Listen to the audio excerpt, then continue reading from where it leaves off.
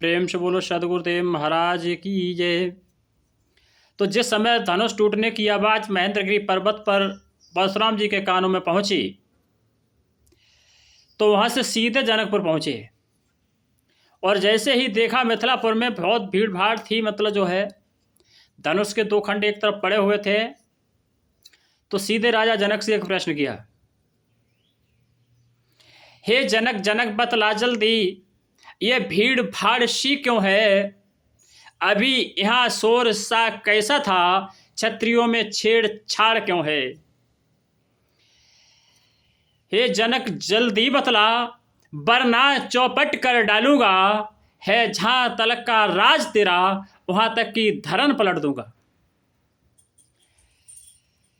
तो वहां जितने राजा महाराजा बैठे थे सारे ही नीचे को गर्दन झुका लेते हैं और अपने पिता सहित नाम देकर के, परिचय देकर के वहां से विदा होने लगते हैं।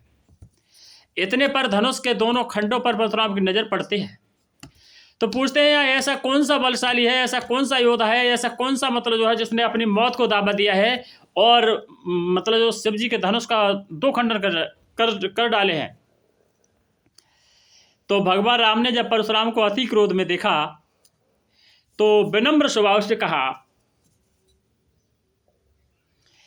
कि हे नाथ संबोधन कर भंजन, जिसने अपराध किया भारा,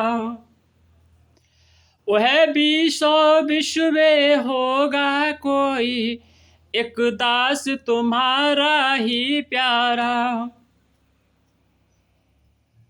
जो आयुष हो सो कह दीजिए, उसको निज माथ चढ़ाऊंगा। अपराधी आज तुम्हारा हूँ, चरणों में शीश झुकाऊंगा। जैसे ही राम के वचन सुने तो परशुराम क्रोध से आग बबूला हो गए। बोले, सेवक तो वो होता है जिसका काम ही सेवा हो। सेवक वो जो करे सेवकाई, और आर्य करनी कर करिए लड़ाई। तुम धनुष के दो भागों में बांटकर और सेवक की उपमा दे रहे हो। लक्ष्मण मौजूद थे, पीछे खड़े हुए थे, हंसने लगे। लक्ष्मण को हंसता देख परशुराम आग बबूला हो गए। तो लक्ष्मण ने कहा परशुराम जी से कि विप्र, बचपन में तोड़ी भवतेरी पर कभी न ऋषि आए इतने? क्या इसी धनुष में लाल जड़े जो स्वामी जी गरमाए इतने? परशुराम कहने लगे कि इस धनुष को तुम धनुष के सम गिनता है, धनुष के समान समझ रहा है? ये भगवान शंकर का महाधनुष है।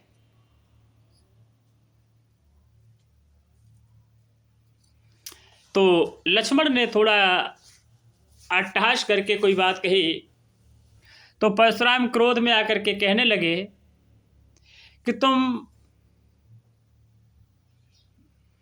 इस कुटिल बालक को मेरी आंखों के सामने से हटा दो, अन्यथा ये आज हमारे द्वारा मारा जाएगा।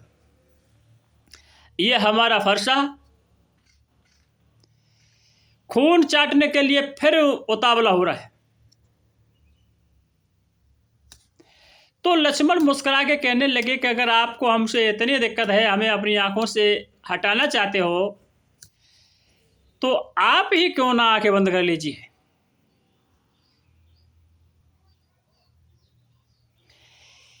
कहते हैं लक्ष्मण के आंखों से आंखें डरती हैं तो आंखें मूंद चले जाओ, छाती बेदीड़ यदि होती है तो छाती पर हाथ मले जाओ, अन्यथा धनुष के खंडों को तुम साथ साथ ले जा सकते हो और बिना बुलाए आए थे, अब बिना बुलाए जा सकते हो। अपराधी तो तुम हो साहब, अपराधी तो तुम हो साहब, जो उत्सव बिगाड़ने आए हो। जब भाई ने दही बिलो डाला तो घी निकाल ले आए हो। तो परशुराम को जब क्रोध आया, हाथ में फरसा उठाया, आगे बढ़ी। भगवान राम हाथ जोड़ करके सामने खड़े हो गए। बोले, ये नादान है, छोटा है, इसको ज्ञान नहीं है, भला आप इसे माफ कर दीजिए।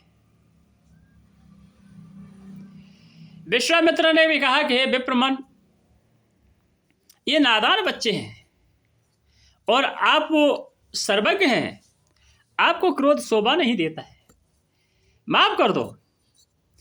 तो विश्वामित्र से कहते हैं कि एक है गर्म एक है नर्म, क्या चालाकी है दोनों की।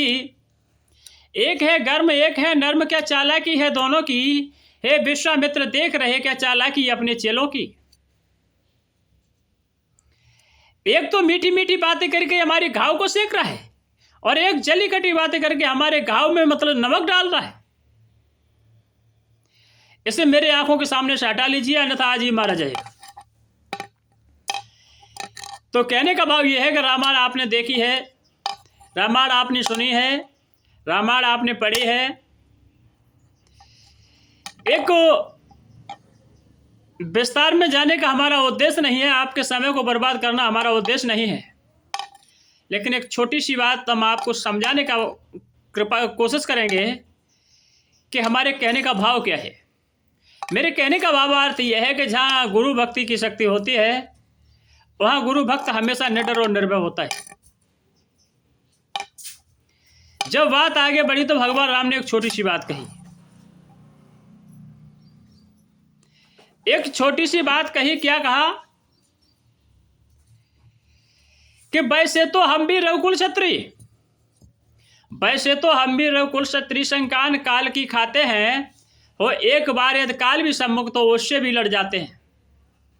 है अपना सर झुका हुआ, इसका कोई कारण है महाराज, देखना चाहते हो तो ये वक्ष स्थल हाजिर है। पुरानी याद दिला दी परशुराम को, कौन सी, कि क्षमा बड़न को चाहिए छोटिन को उत्पात, क्षमा बड़न को चाहिए छोटिन को उत्पात, और कहा विष्णु हरि को घटो जो भृगुमारी लात। जो भृगु ऋषि ने भगवान विष्णु के छाती में लात का प्रहार किया था, वो निशान जब दिखाया, वो जब याद दिलाई तो परशुराम नतमस्तक हो गए और भगवान राम के गुणगान गाते हुए वहां से विदा हो गए, महेंद्रगिरी पर्वत की तरफ चले गए। और भगवान राम लक्ष्मण अपने गुरु विश्वामित्र के साथ अपने आवास पर चले गए। महाराजा जनक ने अयोध्या के लिए चिट्ठी भेजी, अयोध्या से बारात मंगाई, बड़े धूमधाम से चारों भाइयों की शादी जनकपुर से कराई गई।